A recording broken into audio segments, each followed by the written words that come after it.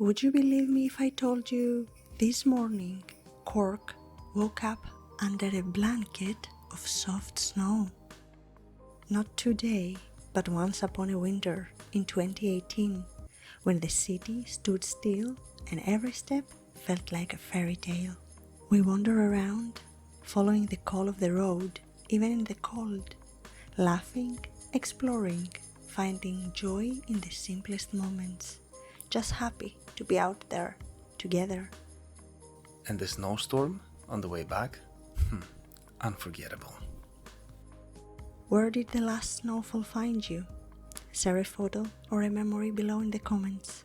We would love to see the winter magic from your angle. Follow along as we keep wandering, tasting, exploring, and finding magic in every corner of Ireland.